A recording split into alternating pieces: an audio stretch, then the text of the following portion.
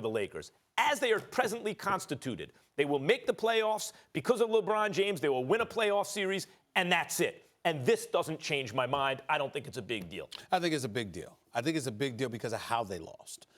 They got their behinds kicked. Number one, it was one of the worst games of LeBron James' career. He scored like 10 points early and then spent the last 3 quarters scoring a grand total of 4 points, making 2 field goals. Didn't do anything. Missed all 4 of his 3-point shots. They were minus 23 with LeBron James on the floor. You've got him playing point more, which is what Brian Windhorst wrote about, and people should go and read that. I haven't read the entire column yet, but I saw excerpts of it, and he's absolutely right. LeBron James is doing more point guard play, point forward play, reminiscent of what he did in Cleveland. It wasn't what he was supposed to be doing in L.A., but Rondo was hurt early in the season. Now he's out again, and you got Lonzo Ball that met ankle sprain last night, even though he decided to come back. I think this is one of those situations where I look at the Los Angeles Lakers and how you lose matters to me. Not one person hit more than one three-pointer. They shot 5 of 35 from three-point range. 5 of 35. I have been saying this for the long. They need a shooter. Yeah. A shooter. And I'm of the mindset, I think that they should do everything they can to get their hands on Bradley Beal. I don't think it's an accident that he's been in trade talks. From my understanding, there have been discussions. I don't know how serious they are, but there's not an accident that kind of stuff has been going on. I don't think the Wizards will let it happen, but if I'm the Los Angeles Lakers, I'm telling you that right now, Max, I take Brandon Ingram, I take Lonzo Ball, and I take the expiring contract of Kentavious Caldwell-Pope, and I ship them to D.C. for Bradley Beal. I don't think that'll be enough. I don't think Ernie Grunfeld will bite on that, but I damn sure try. They need a shooter, somebody that can hit from beyond the arc, who does not need to just stand out there and wait for LeBron or somebody to feed him open. Yeah. Not a set shot, somebody that can get their shot off on their own. That is a Bradley Beal. I would do that in a heartbeat if I were the Lakers. You know, I don't know that it's an issue of just getting that one shooter. I think what's much more important for them is you can get a couple shooters or you can get an elite player, and if they shoot, that would be a good idea. Mm-hmm. And what I mean by that is the issue they have right now is they have too many guys who really aren't pure shooters. So if the ball gets spread around, if LeBron spreads it around, Rondo spreads it around, even Lonzo Ball, they're too often the guy taking the shot is not a very good shooter. That's the issue. Mm-hmm. It's not just like Bradley Beal can shoot well, and so that solves your problems. He can't shoot for everybody else. Mm-hmm. Is Bradley Beal an elite enough player? We know he's very good. He's kind of bubble all-star caliber, I would say, in any given season. Mm-hmm. Is he elite enough to take the assets you have and turn them into him this year? Because if you do that, you can now sign one other max contract player, right, in the offseason. Mm-hmm. And is that nucleus enough going forward in this window at the end of LeBron's career?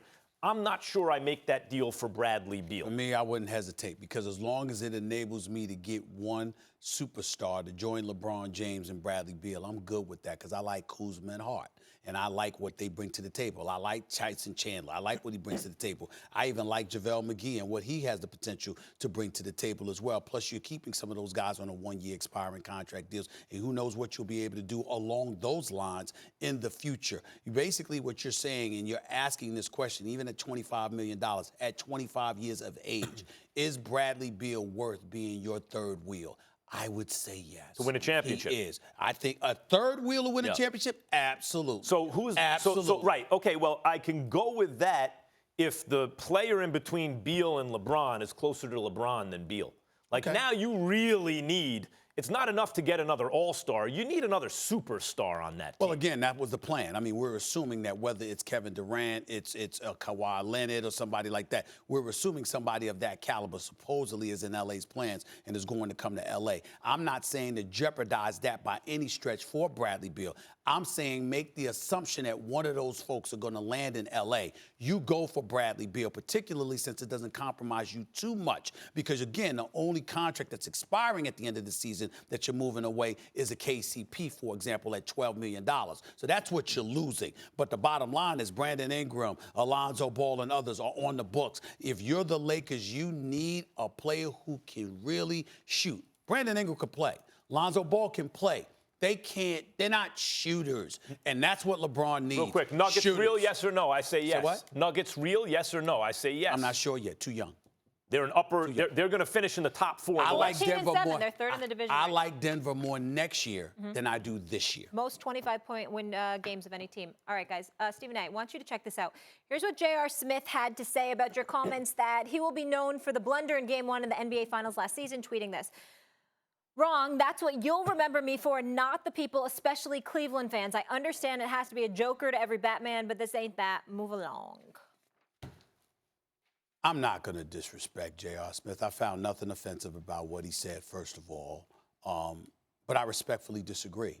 J.R. Smith, because it was LeBron James who engaged in histrionics, how demonstrative he was in his disgust is what takes us back to mistake. I think that J.R. Smith thinks I'm looking at his blunder in a vacuum and that's it. No, I'm not doing that. What I'm saying is the footage of LeBron James reacting the way that he did, you're going to remember. It exasperated. You're going to remember that.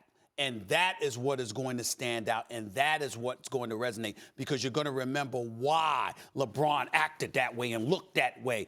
Everybody's going to talk about it, and that will forever be synonymous with J.R. Smith unless LeBron James ultimately wins another ring or J.R. Smith miraculously hits some big-time game-winning shot for a championship.